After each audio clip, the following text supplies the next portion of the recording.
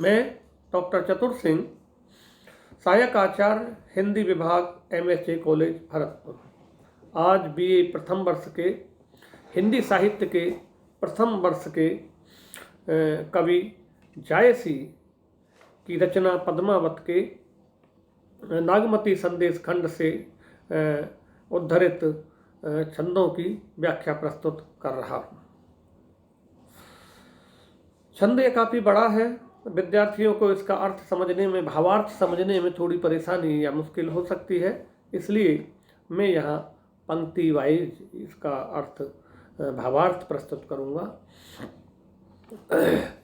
सुने चितौर राजे मन गुना, विद संदेश में कासों सुना, को तरिवर अस पंखी भेसा, नागमती कर कहें सदेसा, को तू मीत मन चित्त बसेरू, देवक दानो पौन पखेरू, रुद्र ब्रह्म श्रिव बाचा तो ही, सोने जो अंत बात कह मोही, कहाँ सो नाग बती तुई देखी, कहे सु बिरह जस मरण बिसेखी, हो राजा सोई भाग जोगी, जे कारण वह ऐस वियोगी, जस तू पंख हो दिन भरऊँ, चाहो कबहु जाय उड़ परहूँ, पाँख आँख तोय मारग लागी, दो नहु रहाय, कोई न संदेशो आ वही, तेहिक संदेश कहाय।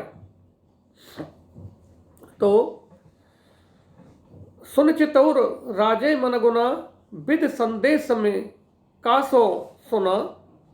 कवि कह रहे हैं, उस पक्षी के मुख से चित्तौड़गढ़ का नाम सुनकर राजा सोचने लगा कि हे ईश्वर, मैं यह संदेश किससे सुन रहा हूँ। सुन चितौर राजे मन गुना, विद संदेश में कासों सुना। हे ईश्वर, मैं किससे संदेश सुन रहा हूँ, यह राजा ने अपने मन में और इस विचार किया। को तरिवर अस पंखी भेसा, नागमती कर कहे सदेसा। वृक्ष पर यह पक्षी के वेश में कौन बैठा हुआ है, कौन विद्यमान है जो नागमती का संदेश सुना रहा है। राजा इस तरह से अपने मन में प्रश्नाकुल हो उठता है, उसकी जिज्ञासा हो उठती है, खड़ी हो उठती है।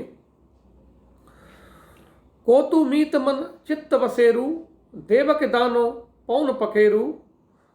राजा रतन सेन उस पक्षी को संबोधित करके कहने लगा कि मेरे हृदय में बस जाने वाले मित्र, तू कौन है? तू कोई देवता है या राक्षस है, अथवा हवा में रहने वाला पंछी है?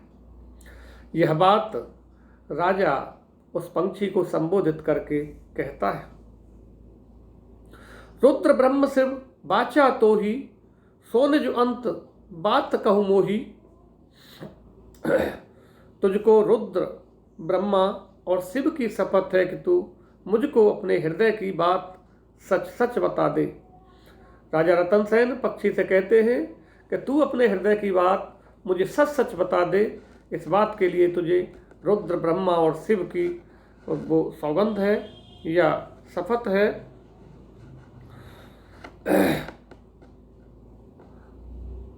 कहाँ सो नागमती तुई देखी, कहे सु बिरह जस मरण बिसेखी।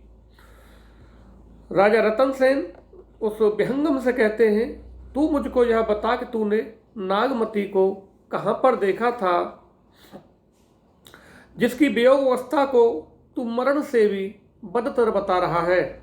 यह प्रश्न उस पक्षी से सीधे ही राजा रतन सेन करते हैं। हो राजा सोई भाजोगी, जे कारण वह ऐसे वियोगी।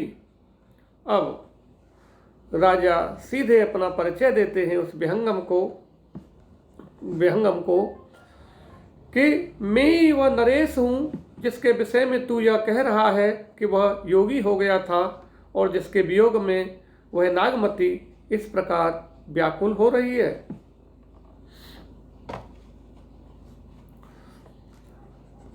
जस तू पाँख होय दिन भरऊँ, चाहो कबहु जाय उड़ परऊँ। हे पक्षी, जिस प्रकार तू उसके वियोग से व्यथित हो रहा है, उसी प्रकार मैं भी वियोग में जैसे तैसे अपने दिन पूरे कर रहा हूँ और चाहता हूँ कि अभी अर्थात शीघ्रातिशीघ्र उड़कर उसके समीप जा सकूं। जस्तु पंख होय दिन भरऊ, चाहो कबहू जाय उड़ परहू, अभी तुरंत जाना चाह रहा हूँ। पाँख आँख तोय मारग लागी, दूनहु रहाय, कोई न सदेशो आवही, तेहिक सदेश कहाय।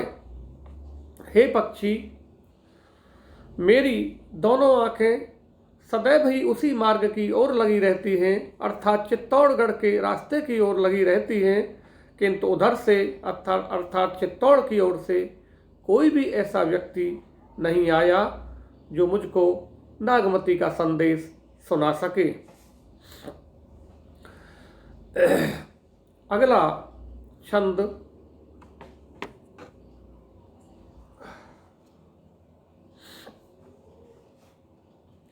पूछत काय सदेश वियोगु, जोगी भयान जानस जोगु, दाहिने संखन सिंगी पूरे, बाएं पूर बाद दिन झूरे, तेल बैल जस बाएं फिरे, परा भौर में सोहन तिरे, तुरी ओ नाव दाहिन रथ हाका, बाएं फिरे कुहारक चाका, तोय अस नाही पंखी बुलाना, उड़ै सो आद जगत में जाना, एक दीप का आबऊ तोरे, सब संसार आव तर मोरे, दाहिने फिरे सो अस उजियारा,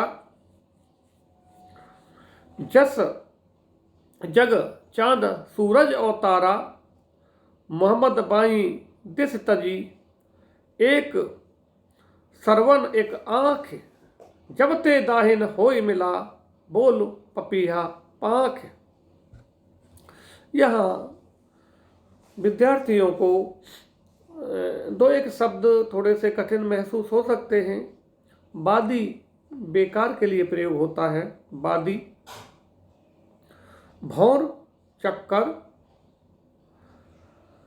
तुरी घोड़ी, कोहार कुंभकार या कुम्हार के लिए, कुम्हार या कुंभकार के लिए, सरवन श्रवण के संदर्भ में कान के लिए, सरवन श्रवण, श्रवण का तद्भव है तो कान के संदर्भ में। इसमें रतन सेन का यह कथन सुनकर पूछस कहा सदेश वियोगी, जोगी भयान जानस जोगू, ये रतन सेन का जो कथन सुना विहंगम ने, तो विहंगम ने रतन सेन का कथन सुनने के बाद रतन सेन को संबोधित करके कहा। रतन सेन का कथन सुनकर वह पक्षी कहने लगा कि तू मुझसे उसके वियोग के विषय में क्या संदेश पूछता है?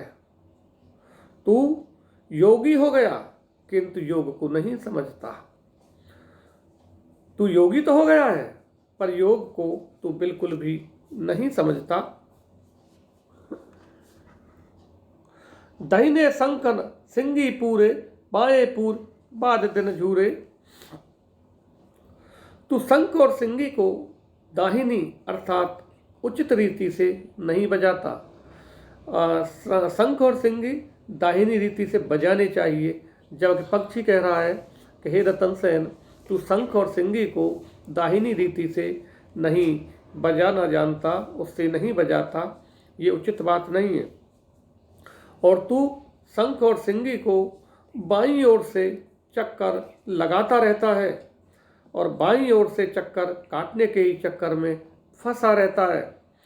दरअसल यह योग साधना से संबंधित शब्दावली है और योग साधना का ही इसमें थॉट है, यानी विचार है कि वह योग साधना में शंख और सिंगी वो क्या नाम है दाहिनी ओर से बजाने का है उसमें।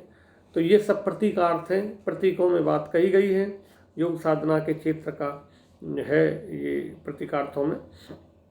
तो कुल मिला के पर यह है कि वो बाएं से बजाता है, बाएं से बजा रहा है, इसलिए चक्करों में फंसा हुआ है रतन सेन। तेल बैल जस बाएं फिरे, परा भौर में सोहन तिरे। भैया यदि तेली का बैल बाएं से फिरता है और फिरता रहता है, आगे नहीं बढ़ पाता है। और तुरियो नाव दहिन रथा का, बाएं फिरे कोहारक चाका। अब वो आगे की ओर नहीं चल पाते ये लोग, ये बैल वगैरह। जो आगे की ओर नहीं चल पाता उसका उद्धार या छुटकारा नहीं हो पाता। उसी प्रकार तू भी बाईं ओर से शंख और सिंगी बजाने के चक्कर में फंसा हुआ है। घोड़ी तुरी और नाव दाहिन रथ हाँका। घोड़ी नाव और रथ दाहिनी ओर हाँके जाते हैं, जबकि कुम्हार का चाक बाईं ओर को चक्कर काटा करता है। और बाईं ओर को चक्कर काटने के कारण अपने ही स्थान पर वो फंसा रहता है और वहाँ से आगे नहीं बढ़ पाता। और घोड़ी नाव और रथ दाहिनी ओर हाँकने के कारण तेजी के साथ आगे बढ़ जाते हैं। तोयस नहीं पंख बुलाना, उड़े सो आदि जगत में जाना। पक्षी तेरी तरह भूल में नहीं पड़ता, और वह तो अपने जन्म से ही संसार में उड़ना सीख जाता है।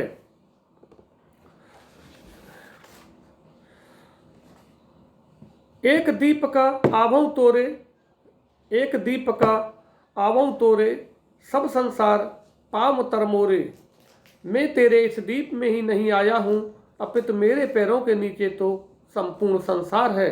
अर्थात मैं जहाँ भी चाहूँ वहीं उड़कर पहुँच जाता हूँ। दाहिने फिरे सो असी उजियारा, जस जग चांद सूरज और तारा।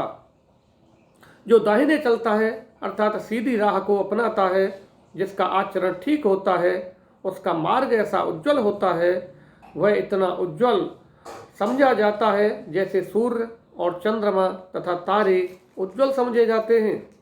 मोहम्मद बाई दिस तजी एक सरवन एक आँख, जब ते दाहिन होय मिला, बोल पपिया पाक।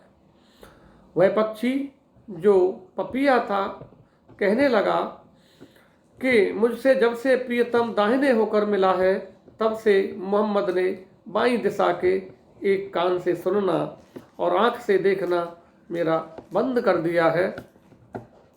अब यहाँ पर खास बात जो ध्यान देने की है, कवि का जो ये दोहा है, कवि ने इस दोहे के माध्यम से अपने व्यक्तिगत जीवन की ओर हमारी ओर व्यक्तिगत जीवन को लेकर संकेत किया है। कवि ने इस दोहे के माध्यम से अपने विषय में परिचय दिया है कि उन्हें बाएं कान से सुनाई नहीं देता था तथा बाईं आँख से दिखाई भी नहीं देता था। और यह भी है, उन्होंने स्वीकार भी किया है कि वो जायसी काफ़ी कुरूप भी थे और बाएं कान और आँख उनकी दोनों ही खराब थी। ये कवि का अपना सच है, कवि के अपने जीवन का ये सच है। आज के इस वीडियो में यहीं तक, आगे मैं अगले वीडियो में बात करूँगा। धन्यवाद।